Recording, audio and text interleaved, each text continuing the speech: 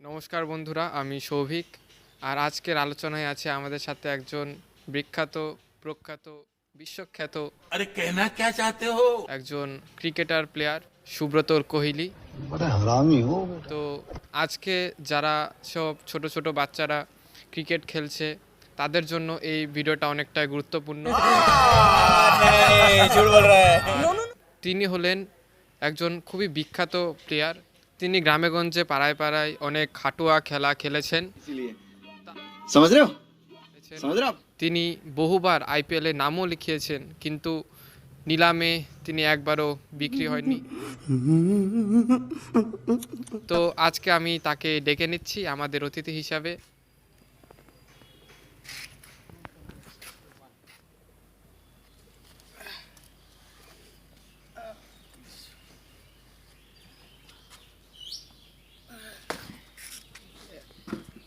একটু সাইডে রাখলে ভালো হতো না? সাইডে রাখ। कौन है ये लोग? कहाँ से आते हैं? প্রথমত আমি জানাতে চাই যে আমি খুবই অবাক হয়ে গেছি। আমি এতটা খুশি যে আপনি আমার সাথে দেখা করছেন, কারণ আপনার ছোটবেলার খেলা আমি পাড়ায় দেখে দেখেই বড় হয়েছি। ये सब क्या देखना पड़ रहा है?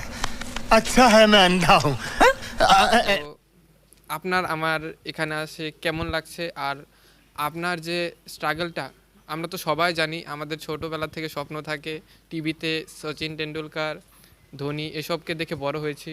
তারা এত বড় বড় খেলোয়াড়, তাদের মধ্যে থেকেও আপনি একজন শ্রেষ্ঠ খেলোয়াড়। তো আপনার যে স্ট্রাগলটা সহজ কথা নয়, এত একটা বড় জায়গায় পৌঁছানো পাড়ায় খেলে খেলে।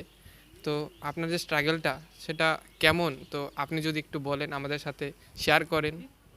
আপনার এই পডকাস্টে আপনি ডেকেছেন, এই জন্য খুবই ধন্যবাদ। আর এখানে এসে আমার খুবই ভালোই লাগছে। আর আমি যে ব্যাকগ্রাউন্ডটা থেকে এসেছি, আজকে আমি এত বড় নাম রেখে ক্রিকেটার, আমার যে জার্নিটা, এই ব্যাকগ্রাউন্ড থেকে যে উঠে আসা জার্নিটা মোটেই সহজ ছিল না।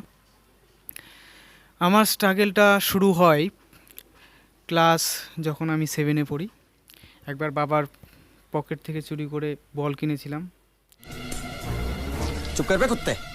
তারপর খুব মারও খেয়েছিলাম। কিন্তু মার খেয়ে বলটা আমি বাদ দিয়ে দিয়েছি, হাতে উঠিয়েছি বরঞ্চ ব্যাট। সেই যে ব্যাট উঠিয়েছি, আজ পর্যন্ত ব্যাট কিন্তু নামায়নি। দেখতেই পাচ্ছ আমার ব্যাটটা কিন্তু আমার সাথেই থাকে। मैं क्या करूँ फिर जॉब छोड़ दूँ? হ্যাঁ, এতটুকুটা বুঝলাম যে আপনি খুব ছোটোবেলা থেকে আপনার শখ ছিল, কিন্তু পরবর্তীতে আপনি এই কেরিয়ারটা আগানোর জন্য কোথায় কোথায় কোচিং নিয়েছিলেন, আর কোথায় থেকে আপনার গুরুটাকে, তো সেটা যদি একটু বলেন। ধরেই তো আমি শুরু করি, প্রথমে ওনার কাছে গিয়ে ট্রেনিং নেওয়া শুরু করি। তিনি আমাকে কতগুলো বেসিক শিখিয়েছিলেন। যে তিনি আমাকে বলেছিলেন, সুব্রত, তুমি যদি ভারতের ক্রিকেট ইন্ডাস্ট্রি তো খুব বড়, তুমি যদি এখানে স্থায়ী একটা নাম ডাক পেতে চাও, স্থায়ী জায়গা পেতে চাও, তো তুমি কখনোই জীবনে কোনো দিন শর্টকাট নিবে না। अच्छा हमको सिखा रिया है। তো আমি সত্যি বলতে কি, আমি কোনো দিন শর্টকাট নিইনি। রায়গঞ্জ যাওয়ার এই একটা শর্টকাট রাস্তা ছিল, আমি এই দিক দিয়ে ঘুরে যেতাম, 10 কিলোমিটার ঘুরে সেদিক দিয়ে যেতাম। প্রতিদিন যাওয়া আসার আমার খুবই কষ্ট ছিল। আমি কখনো অটোর ছাদে ঝুলে, কিংবা বাসের ডিগ্গিতে বসে, বাসের ছাদে, লরির পিছনে ঝুলে ঝুলে আমি কিন্তু কোচিংয়ে যেতাম। তুমি বড় মিথ্যাবাদী। আমার বাড়িতে নিজস্ব স্করপিও ছিল, আমাকে দিয়ে আসলে দিয়ে আসতে পারতো, কিন্তু গুরুদেবের সেই কথা, সুব্রত তুমি কষ্ট করো, কষ্ট না করলে কেষ্ট মিলবে না। अच्छा ठीक है समझ गया। তো তাই আমি সেই স্করপিওর আরাম ছেড়ে ছাদে ঝুলে ঝুলে যেতাম।